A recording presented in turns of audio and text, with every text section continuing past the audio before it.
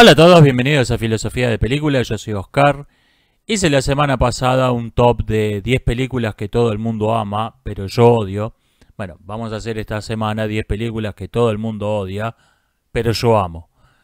Y primero quiero responder un par de cuestiones sobre el top de la semana pasada.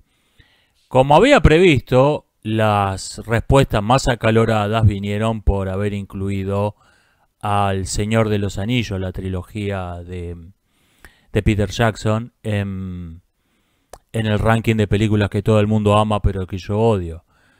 En la lista de gente que se tomó demasiado en serio un bestseller vienen los fans de Tolkien en primer lugar cómodo, seguido por los talibanes y los mormones completando el podio. Me señalan que cosas que yo mencioné por las que detesto esas películas, en el libro las explican, o en el libro es distinto, o eso en el libro es diferente. Bueno, me alegro por el libro, que como dije aclaré que no lo leí. En la película no está. O sea, si estoy hablando de películas que no me gustaron, es por lo que está en la película. No que, bueno, pero después hay un libro, un folleto que se publicó donde lo explican eso. ¿Qué me importa? En la película no está. Esto me pasó, pero entiendo esto, que el que tiene el libro en la cabeza no vea las falencias notorias de esas películas. Me pasó a mí con Alita Battle Angel, que la vi teniendo en la cabeza el anime. La película, me refiero a la película live action, la de Robert Rodríguez. Y cuando empecé a leer las reseñas, las críticas, me encontré que todo el mundo señalaba cómo apesta el personaje de Hugo. Y sí, realmente ese personaje es terrible, es lo peor que tiene la película, pero yo no me había dado cuenta porque mentalmente lo estaba corrigiendo mientras veía la película. En lo que apesta de la película estaba superponiendo el anime y me estaba quedando únicamente, mira, esto lo hizo Rodríguez, lo hizo mejor que en el anime. Me estaba quedando únicamente con los puntos favorables. Pero sí, el personaje de Hugo en Alita Battle Angel es terrible en la versión live action. Y entiendo que a los fans de Tolkien les pase lo mismo con las películas de Peter Jackson. Se quedan, mirá, esto lo hizo mejor que el libro, y no ven lo que falla. No ven la falla que tiene esa película, esas películas. Los notorios defectos que tiene. Segunda aclaración. Quiero semi-retractarme de algo. Volví a ver esta semana Wonder Woman. No odio esa película. Odio el final de esa película. Es como la fábula de la cigarra y la hormiga. Cuando viene el invierno, la hormiga se encierra en su hormiguero y la cigarra resulta que cobra un plazo fijo que tenía y pasa el invierno mejor todavía que la hormiga. O sea, preparaste una fábula y cuando llegó la hora de despachar la moraleja la cagaste. Ese es el problema que tiene Wonder Woman. En realidad me gustó. Me han dicho que la secuela es espantosa, pero la original en realidad me gustó. Odio el final de esa película. Odio el final de esa película. Prepararon toda esta fábula para llegar a la moraleja de que, bueno, el mundo es más complejo de lo que había creído esta heroína. Y así todo hay algo que bueno por lo que vale la pena pelear. Muy lindo. Y ahí vino Zack Snyder y dijo, quiero mi monstruo gigante de CGI. Y tuvieron que meterle el monstruo gigante de CGI para que no le haga una pataleta a Zack Snyder. Es espantoso. El final arruina todo lo que habían hecho durante 2 horas. Todo lo que habían preparado durante 2 horas lo cagan en el final. Ese es mi problema con la Mujer Maravilla. En realidad, qué sé yo, le pongo 3 estrellitas, está bien. Pero arruinaron por completo el final. Para meter algo que vimos 1000 veces. La Mujer Maravilla peleando contra Doomsday de nuevo, que lo habíamos visto el año pasado. Ok, vamos con el top. 10. Volver al Futuro 3. Volver al Futuro 3 es la menos favorita de la trilogía. La dejé en el último puesto porque en realidad nadie odia esta película. Creo que tiene 70 y pico de por ciento de reseñas favorables en Rotten Tomatoes. O sea, el asunto es que es la menos todo el mundo la considera la peor de la trilogía y en cambio es mi favorita. Todas las polémicas son si la primera fue mejor que la segunda fue mejor que la primera. Volver al Futuro nunca fue escrita como una trilogía, iba a ser una sola película, empezaba y concluía, y dijeron, che, esto nos quedó demasiado larga, entonces decidieron dividirla en dos. Cuando vieron el éxito rotundo que fue Volver al Futuro, la primera, que superó todas las expectativas, dijeron, vamos a hacer una trilogía, cambiaron ligeramente el final de la segunda, que termina, no da mucha información, termina muy abierto porque todavía no habían escrito el guión de la tercera. Y fue otro éxito Volver al Futuro 2. Y cuando se ponen a escribir Volver al Futuro 3, ya no estaban tratando de hacer un gran éxito. Ya habían filmado, sabían, Robert Zemeckis y compañía, sabían que habían filmado las dos películas más taquilleras de su vida, ya las habían filmado. Y Volver al Futuro 3 era una fiesta, y se nota este espíritu. Se nota que esto es algo que está filmado por gente que se está divirtiendo, que no tiene ninguna pretensión, esta fantasía del salvaje oeste. Me encantó. Es mi favorita de la trilogía, es una de mis películas favoritas, la vuelvo a ver cada tanto. Me encanta el giro de guión que le dan al Doc Brown, a este personaje excéntrico y hiperracional, hipercientificista. Hacer que ese tipo se enamore es un giro de guión interesante. Me encantó, es mi favorita de la trilogía. 9. Lara Croft Tomb Raider. Lara Croft Tomb Raider es una película basada en un videojuego, lo cual no suena prometedor. Pero me llama la atención las críticas que recibió esta película, que es una historia completamente inverosímil, los villanos son ridículos, las escenas de acción son totalmente desmesuradas, la heroína hace cosas completamente inverosímiles. Sí, es Lara Croft Tomb Raider, que esperaban. O sea, no me sorprende que esta película no le haya gustado a los críticos, si objetivamente no es una buena película. Pero me sorprende que tampoco haya llegado al público masivo. Se ve, llevaron el espíritu del videojuego al cine, se ve como un videojuego la película. Y me gustó, es el placer culpable de mucha gente, no estoy solo en esto, pero mayormente no pegó y realmente me gusta, es una película de acción. Me parece una película de acción, aventura, entretenida, bien hecha. Me parece que está bien. 8. Mars Attack. Con Mars Attack tengo que aclarar una cosa. Es una película odiada en el mundo, no en Argentina. En Argentina fue un éxito de público. Yo la vi en el cine Gran Rex lleno. No sé si sigue existiendo el Gran Rex. En la calle Lavalle. Pero bueno, el que conozca esa sala de cine, hay que llenarlo, el Gran Rex. Y me acuerdo que todo el público se reía a carcajadas toda la película, aplaudió de pie cuando terminó. No fue la opinión en el resto del mundo. Se la ve como la primera película mala de Tim Burton, generalmente.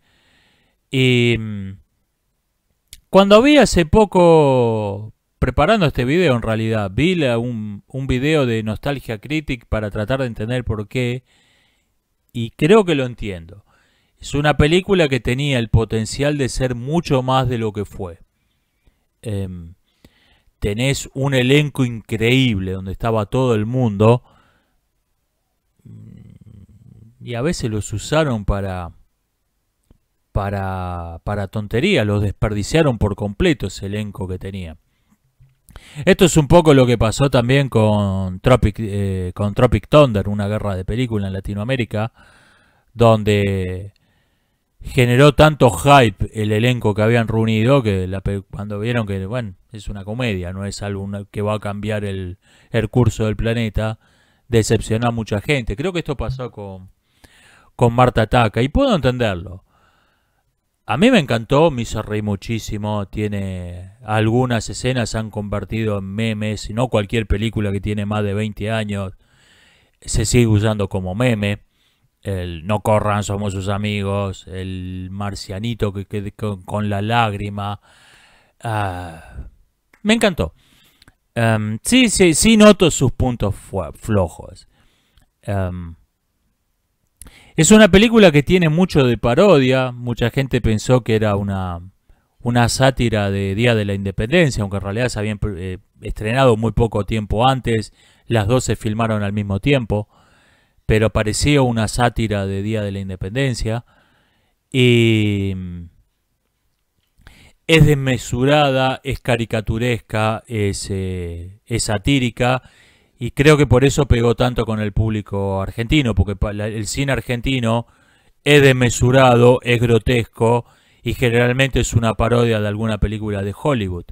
Entonces, Marta Ataca parece una película argentina, por eso creo que pegó tanto acá. Algo parecido ocurre con Jurassic Park 3. Jurassic Park 3 parece la versión argentina de Jurassic Park, por eso entiendo que acá fueron éxitos, mientras que en el resto del mundo fueron fracasos rotundos. Como sea, me encantó Marta Ataca. 7. Jingle All the Way. Jingle All the Way, el regalo prometido en Latinoamérica. Tiene más sentido el título que le pusieron en Latinoamérica que el original. Este es uno de los pocos casos donde estoy de acuerdo con el cambio de título. Generalmente es espantoso. Me encanta Schwarzenegger como actor de comedia. No ha tenido mucha suerte con los guiones. Generalmente Schwarzenegger es el chiste. Como cuando hace de hermano gemelo de Danny DeVito. El chiste son Schwarzenegger y Danny DeVito haciendo hermanos gemelos. Acá no. Acá es un tipo musculoso, vestido con un saco sport, que trabaja en una oficina. Es un tipo que se cuida, que se mantiene en forma. No se ve ridículo. El chiste no es Schwarzenegger en esta película. Y me llamó la atención una crítica que decía, la estuve leyendo las críticas, a ver por qué todo el mundo le bajó el pulgar a esta película. Decía que carece por completo de espíritu navideño, todo es un consumismo descarado donde la gente se mata literalmente por comprar un muñeco de plástico y todo ese egoísmo, todo ese individualismo, no hay nada que recuerde una película navideña. O sea, no entendí el chiste, la película. De eso va esta película. Es que están criticando una caricatura por no ser un retrato fiel del original. De eso se trata la caricatura. Esta película es una sátira del consumismo navideño. No es que los realizadores estén aprobando lo que se ve en la película. Pero bueno, creo que obviamente los críticos no entendieron el chiste y por lo visto al público tampoco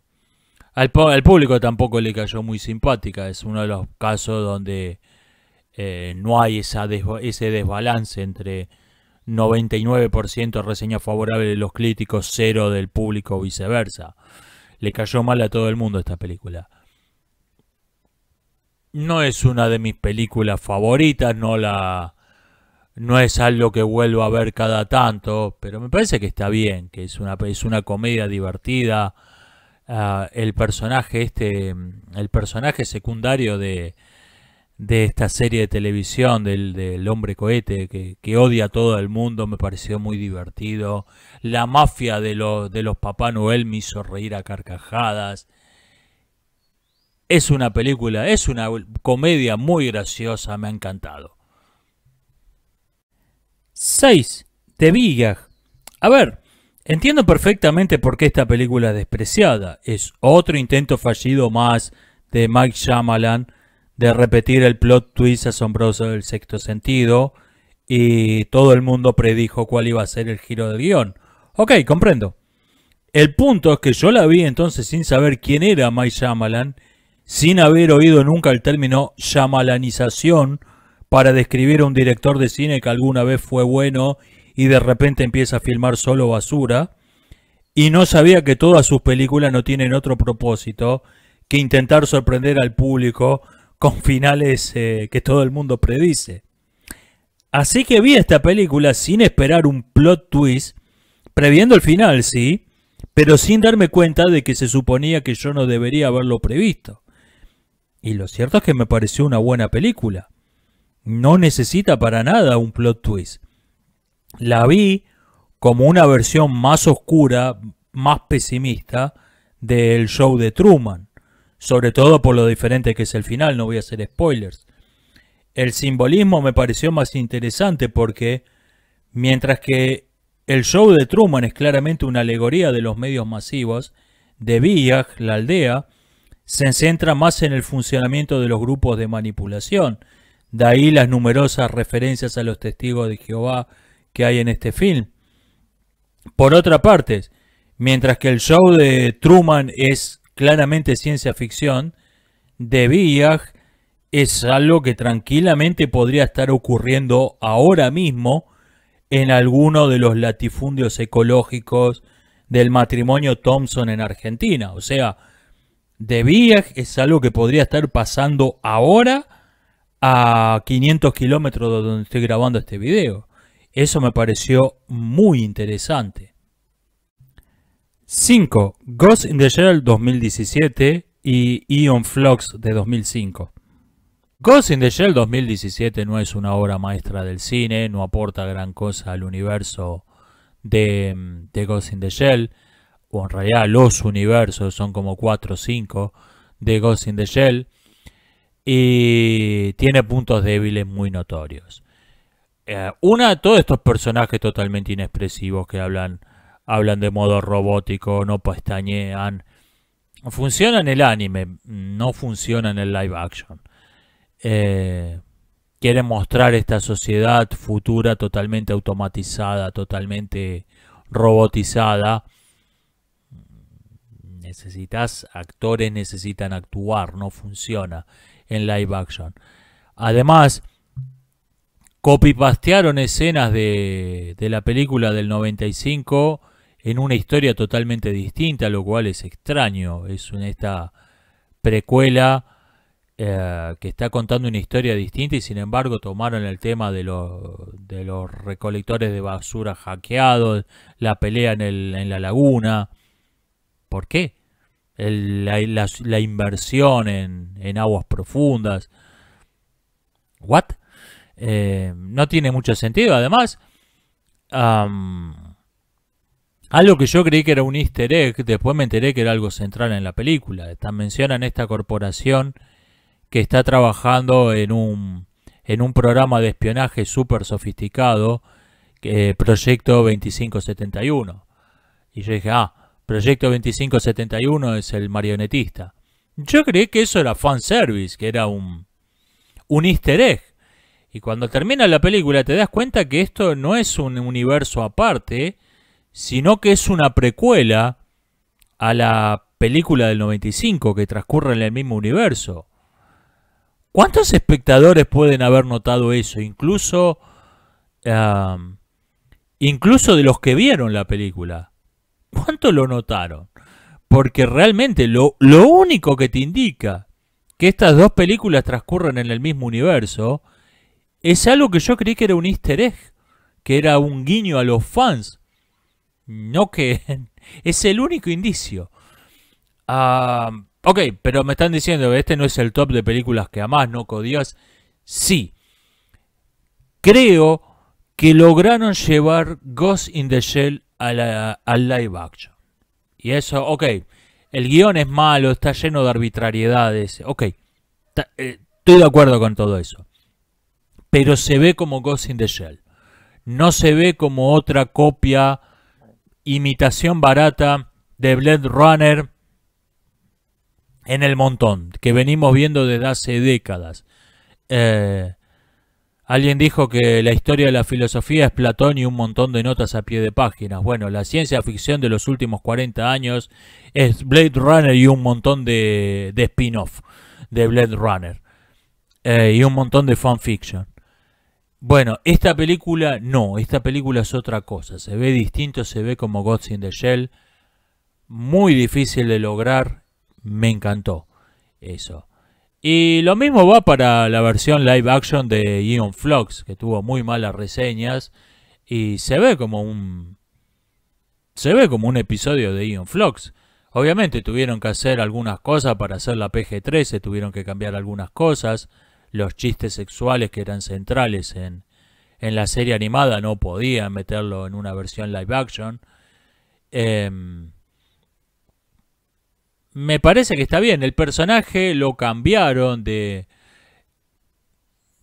y creo que hicieron bien. No podés identificarte. No podés ver un largometraje protagonizado por una cínica hedonista. Eso funciona en episodios de 20 minutos. Lo mismo ocurriría, sería un fracaso Ricky Morty. 1 hora y media de Ricky Morty sería un fracaso. No podés identificarte con una cínica hedonista durante 1 hora y media. Tenés que tener un personaje más empático, que el público quiera que le salgan bien las cosas. Y esto creo que fue un cambio acertado en Aeon Flux, de 2005 creo, con Charlize Theron, elecciones de casting, Charlize Theron como Aeon Flux, Scarlett Johansson como Motoko Kusanagi, Tink, elecciones de casting estupendas. Dos películas que me encantan, aunque no sé si me encantan, me parece que están bien, el público las odió. 4. X-Men 3. No soy muy fan de los X-Men en general y en particular creo que esta película tiene falencias notorias, pero creo que hizo muy bien algo que generalmente se hace mal, que es entendió muy bien de qué iba el material original, entendió de qué se tratan los hombres X.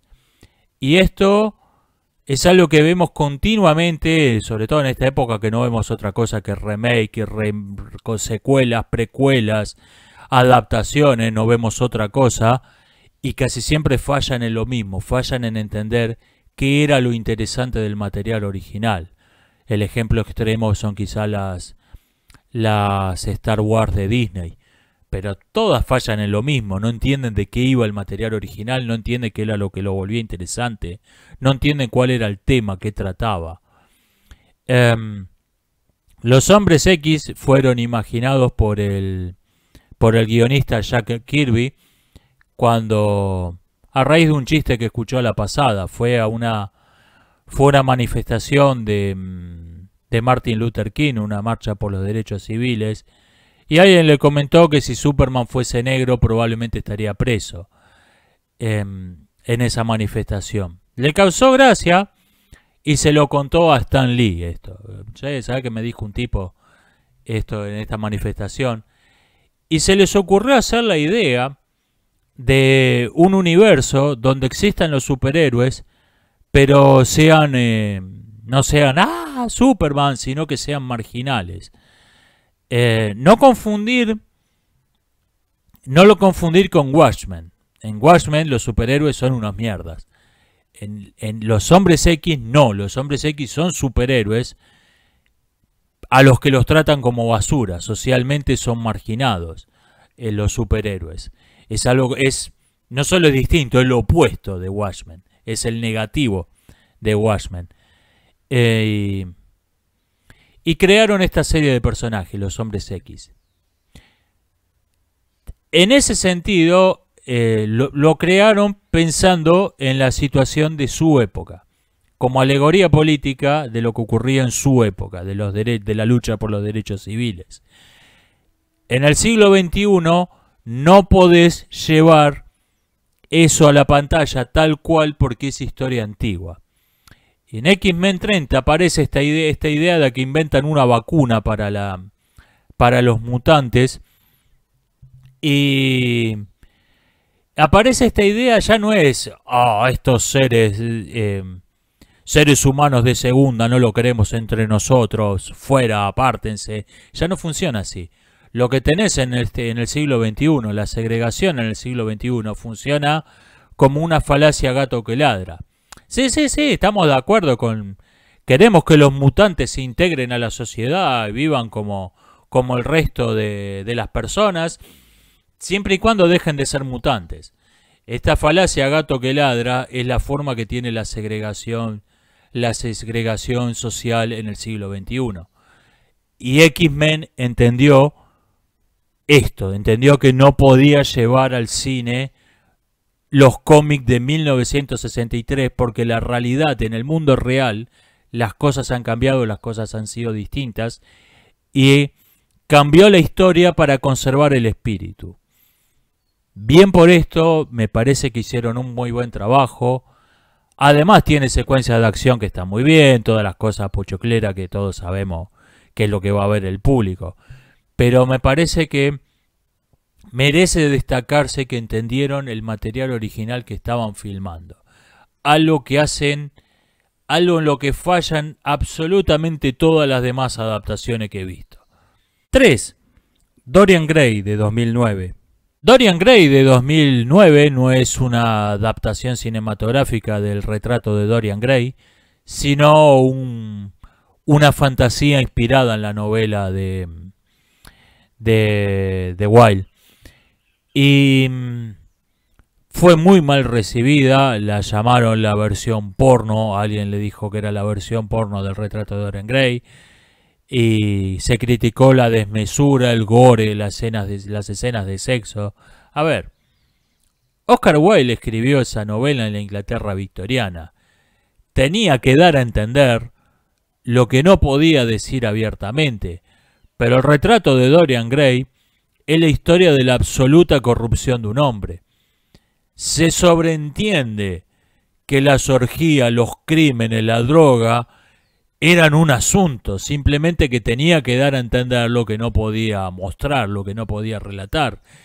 Y creo que la película hizo muy bien en tomarse todas las libertades del mundo al llevar la historia al cine.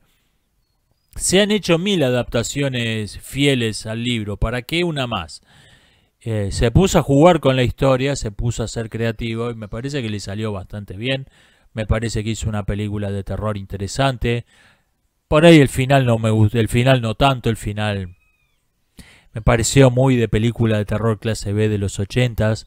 Eso fue lo más flojo, pero sí que sí me parece que hizo, es adecuadamente no fiel a la novela. Me parece que hizo muy bien en esto. 2. King Kong de Peter Jackson. Dije que odio la trilogía del Señor de los Anillos de Peter Jackson. En cambio me encanta su versión de King Kong. Ha sido criticada por ser demasiado larga, demasiado melodramática y de a ratos aburrida. Puede ser, pero es una película que se nota que está hecha por un fan de la original, de la King Kong original. Y algunas escenas que aparecen en esta película son escenas que tuvieron que ser descartadas de King Kong porque no pudieron hacerlas con la técnica del stop motion y quedaron como concepto de arte, quedaron los dibujos. Y Peter Jackson dijo, ok, no se puede hacer con stop motion, pero con CGI sí se puede hacer. Por ejemplo, el ataque de los insectos en el barranco. Supo reproducir lo central de la película de los 30, supo ampliar la historia, la cultura de estos tipos, de los salvajes que viven en la isla con el gorila gigante, me pareció que está muy bien. Son más creepy que los monstruos. Son más creepy que los monstruos que están del otro lado de la muralla. Ah, me encantó King Kong de Peter Jackson. Menciones especiales. El planeta de los simios de Tim Burton. A ver, entiendo lo que está mal con esta película. La trama no tiene ni pie ni cabeza, el héroe no es empático, el villano es involuntariamente humorístico, etcétera, etcétera, etcétera. Hay una cosa que me encanta, que me fascinó de esta película y por la que la he vuelto a ver un par de veces, y es cómo imaginaron esta sociedad de los monos entre Tim Burton y el compositor Danny Elfman, que creó esta banda sonora increíble donde solo hay percusión. O sea, es como parece una música étnica de una cultura que no existe. Una cultura donde no tienen la idea del instrumento armónico. Toda la música es percusión. La construcción de esta ciudad en una colina, me encantó eso, me fascinó. Lástima que no se usó en una película más interesante todo eso. Terminator Salvation, 18 años tarde y mal, pero por fin tuvimos una verdadera secuela a The Terminator. Match Point y El sueño de Cassandra, dos películas completamente odiadas por los fans de Woody Allen, básicamente porque no se parecen a películas de Woody Allen, son algo completamente distinto, totalmente atípico en su filmografía. Ok. Todo lo que hizo después de estas dos películas sí se parece a películas de Woody Allen y todo apesta. ¿Qué me importa que lo extraña que sean estas películas, lo distintas que sean al resto de la filmografía? Son dos películas estupendas. De hecho, creo que son mis favoritas de Woody Allen. Mención especial a la serie de The Walking Dead. Este creo que es un caso parecido al de Marta Taka. Se confronta lo que pudo ser con lo que fue, y eso es lo que da bronca, lo que lleva a odiar esta serie. Frank Darabont tuvo esta idea para este proyecto de una serie de 3 temporadas, una inicial de 6 episodios, que fue la única que se filmó, seguido de otras 2 temporadas de 10 episodios cada una con mejor presupuesto, si la inicial era un éxito, que además tenía un final que podía ser un desenlace si se cancelaba ahí. Y IMC vio el éxito sorprendente que fue esto, y en vez de continuar con el proyecto redujo el presupuesto, amplió el número de episodios a 16 por temporadas y entró en un ciclo eterno de repetir el argumento de la primera temporada de 6 episodios una y otra y otra y otra vez. Y comprendo que esto terminó saturando, que terminó siendo odioso. Además, cuando Darabont publicó el proyecto, había sido su proyecto para The Walking Dead, los fans agarraron la cabeza porque era claramente mucho mejor que lo que se terminó haciendo. Ok, aclarado esto, que opinión que comparto por completo, yo quería ver la serie que tenía pensada Frank Darabont y no lo que fue The Walking Dead. Hay algo que me encanta en esta serie, por lo menos hasta la 8ª temporada, después dejé de verla. Es el personaje de Rick Grimes. Llevaron la idea del héroe sucio hasta el extremo, algo que no se había hecho nunca. El término del héroe sucio procede de del héroe limpio, de las películas de cowboy, de las series de televisión de cowboy de los 50, donde venía el sheriff de perseguir un bandolero por el desierto 4 días y se bajaba del caballo afeitado, peinado a la gomina y con la camisa recién planchada. El héroe siempre estaba limpio, y esto tanto en sentido literal como metafórico. Entonces, el héroe sucio procede simplemente de filmar eso que al público le causaba gracia. Mira, viene de estar 3 días en el desierto con la camisa planchada el sheriff. A ser un sheriff que se vea como alguien que estuvo 3 días en el desierto persiguiendo un bandolero. El héroe limpio le decía al villano: el único día que voy a sonreír va a ser cuando te vea en la horca, pero nunca lo veíamos colgar a nadie.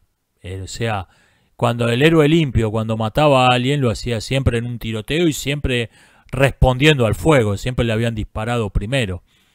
O a veces ni siquiera mataba, a veces le sacaba el revólver de la mano de un disparo. El héroe sucio ejecuta gente.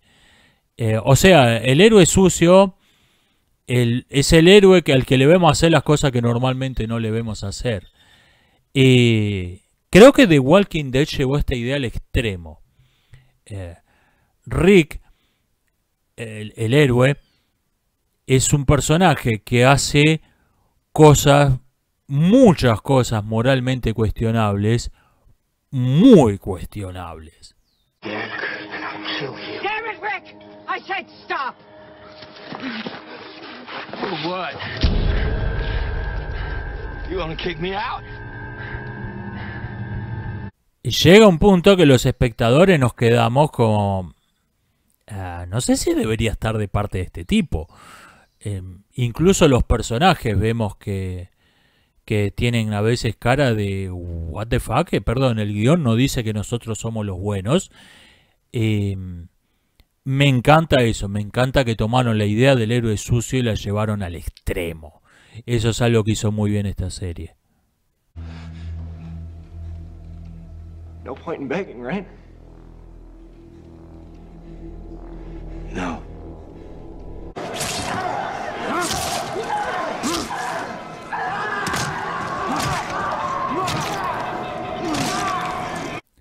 La remake de Total Recall, El Vengador del Futuro. A ver, El Vengador del Futuro de Paul Verhoeven es una película de culto que el público ama por lo desmesurado de la trama, por lo inverosímil del guión y por lo cutre de los efectos especiales. O sea, la ama por eso, no a pesar de eso. Y puedo entenderlo, a mí también me gusta esa película. Nada de lo cual quita que la remake sea una película objetivamente superior.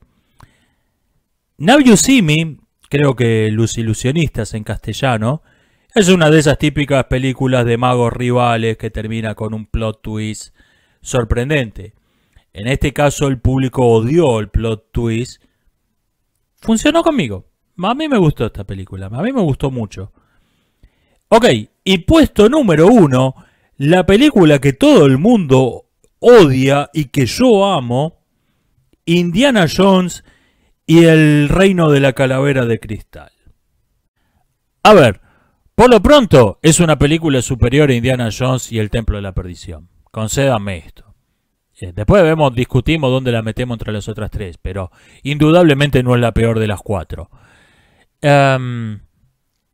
Estuve viendo las cosas que el público detestó de esta película, el público y los críticos por igual. Martin McFly, el personaje de Shia LaBeouf. Sé que no se llama Martin McFly, pero lo voy a llamar Martin McFly. No, es un personaje con el que se suponía que el público tenía que empatizar y no lo hace. Ok, estoy de acuerdo con eso, pero en realidad los personajes secundarios de Indiana Jones nunca fueron gran cosa. Indiana Jones es la historia de Indiana Jones. Algo parecido se ha dicho respecto a la villana, el personaje de Cate Blanchett, que no es algo que vaya a darle pesadillas, no es una villana con la que nadie vaya a tener pesadillas. Bueno, pero yo creo que esa no era la idea. La coronel Irina no sé cuánto, es una mujer sumamente sofisticada, es una intelectual que habla de igual a igual con Indiana Jones, practica esgrima, es una mujer sumamente sofisticada y creo que Cate Blanchett fue una elección de casting adecuada. Creo que está bien para ese personaje. No se trataba de hacer una villana, quiero dominar el mundo.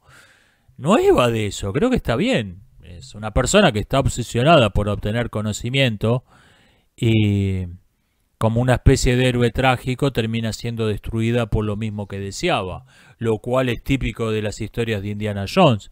Esta moraleja de tener cuidado con lo que deseas es típica de Indiana Jones. La escena de la heladera. Ok. Sí. Eso es notoriamente ridículo. Eso ahí ya se pasaron con la armadura del guión. Y está al principio. Eso creo que desconectó a todo el mundo con la película y dijo, esto va a ser espantoso.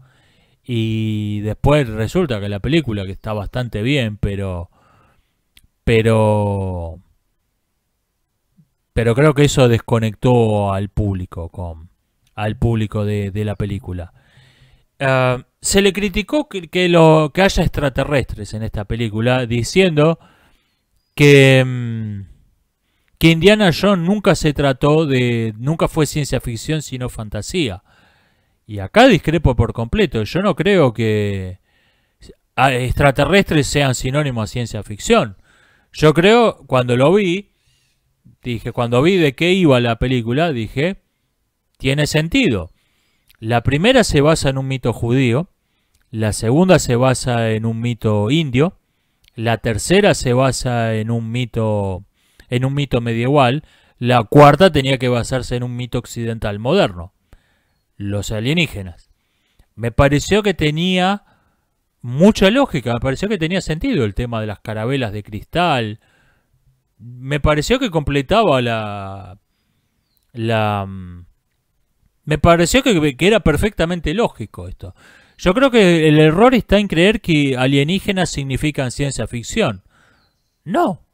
Esto sigue siendo una historia fantástica basada en un mito moderno, en un mito occidental moderno, lo cual tiene perfectamente lógica, perfecta coherencia con las 3 películas anteriores. Y por último, se criticó que los villanos sean comunistas, diciendo que los villanos en Indiana Jones siempre fueron los nazis. No, en Indiana Jones y el Templo de la Perdición los villanos son los Tug. Indiana Jones siempre se trata de un puñado de bohemios que son los buenos contra unos hijos de puta muy bien organizados. Los nazis, los Tug, los comunistas. ¿Y de dónde iban a sacar nazis? La película transcurre en 1957. ¿De dónde iban a sacar nazis en 1957? Me pareció también, eso que también se le ha criticado, me pareció que era perfectamente lógico, perfectamente coherente. Me encantó Indiana Jones y el Templo de la Perdición, no, Dios libre y guarde. Me encantó Indiana Jones y el Reino de la Calavera de Cristal. La volví a ver esta semana y me sigue encantando. Estas son mis 10 películas que todo el mundo odia y que yo amo. Nos estamos viendo hasta la próxima.